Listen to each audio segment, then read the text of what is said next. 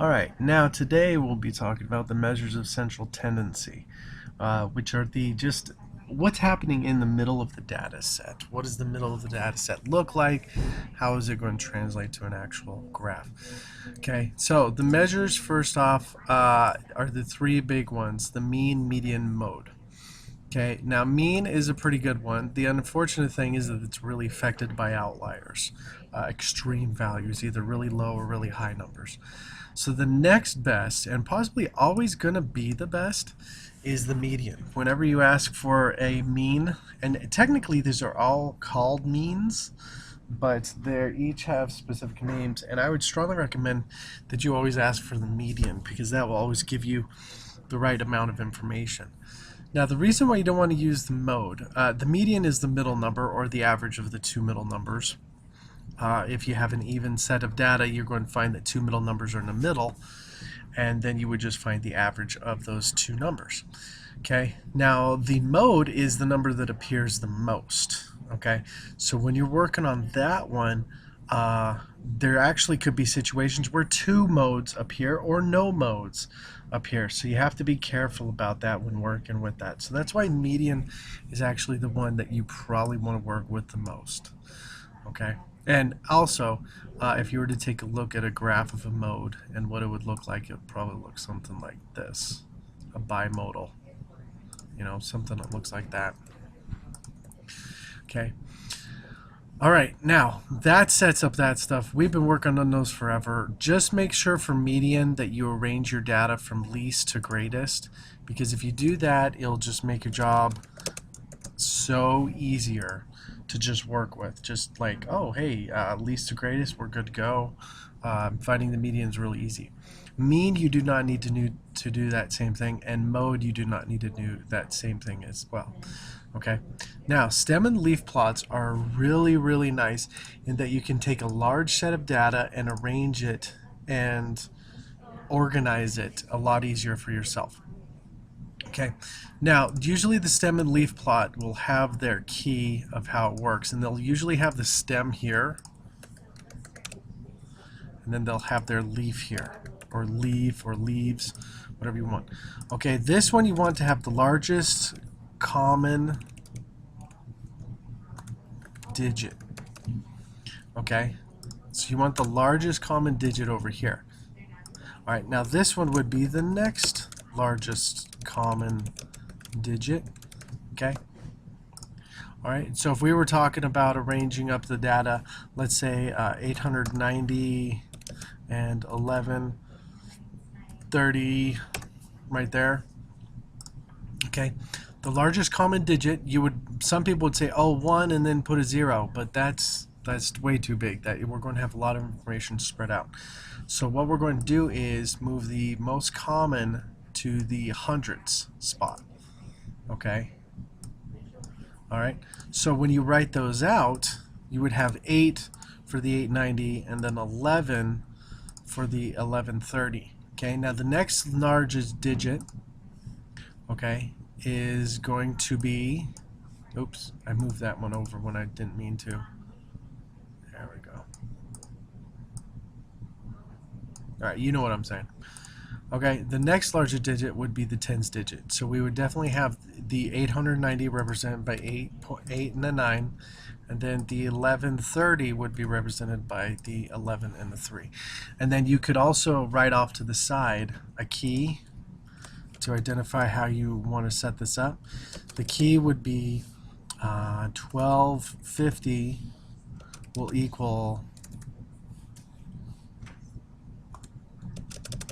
you could write it however you want, 12, then I would have the absolute value sign, and then 5. Okay, just so you could write it up and just have it all set. All right, now the cumulative frequency plot is actually a lot like the cumulative the frequency graph, except you're going to add up the data as you go. So when you're working on a frequency plot, if you could have a cumulative frequency right next to it, you should be all set.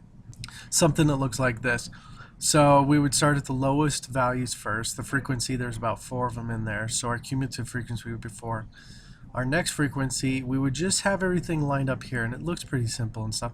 But the cumulative frequency will add up the previous ones. So that this would be the 7 plus the 4.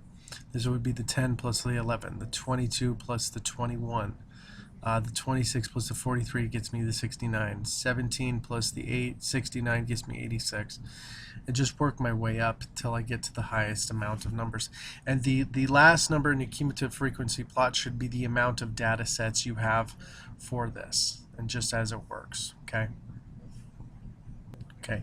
Now this is extremely helpful with cumulative frequency plots because you can actually find the median class and just look at a stem and leaf plot and be able to find out where it's at. Okay, so I would take a look at this, and the median class should be the class or the grouping that actually has the median in it.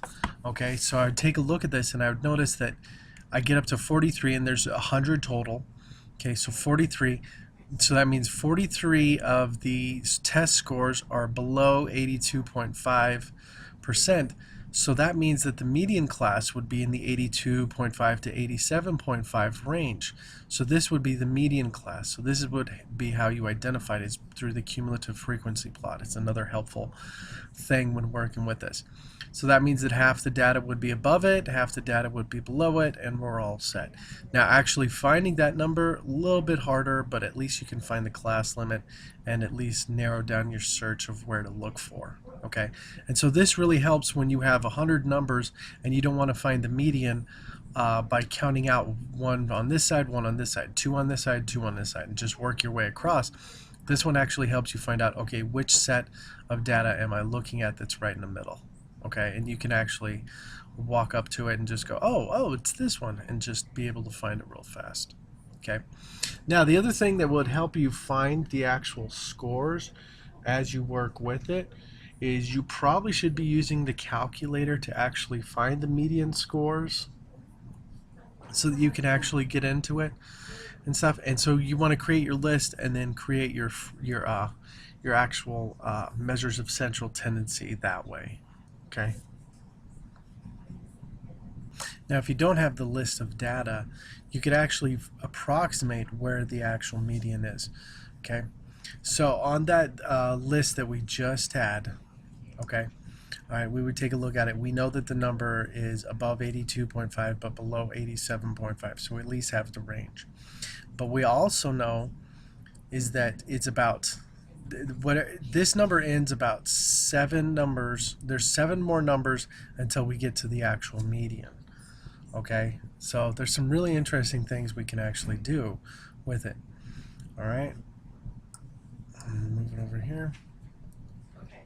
So we know the distance between the two sets of numbers, 69, the cumulative frequency, and 43, that's a distance of about 26 numbers. Okay, and then we also know that between this 43 and the median number is of a distance of about 7, because the median would be about here. It would be at number 50 in the term of the sequence. Okay, so remember, this is not an actual number in my data set. This is the nth term, or the 69th term. Okay. All right. Now I know that the average between the highest and lowest, 87.5 and 82.5, that's a distance of about 5. Okay. Now the rough spot is that I don't know this right here between the actual average, okay, and that. So this is actually, don't know this. So I could set this up as a proportion and actually find it and set it up. So I'd have 26 divided by 5 equals, I believe it's 7 divided by x. Okay, and when I get done solving it, x is approximately about 1.346-ish. Okay, all right. Now I know that whatever my median is, if I minus the 2.5, I should be able to find this number right here. Okay, so I would set that up as x. Well, guess what? I already found that to be approximately 1.346. So if I add it to both sides, my median is approximately 83.846 approximately. So I'm actually able to approximate really easily by just using some proportions and just working with it. And that just means there's a lot of data between the 82.5 and the actual median here. Okay. All right, that's it for working with measures of central tendency. I'll talk to you later. Bye.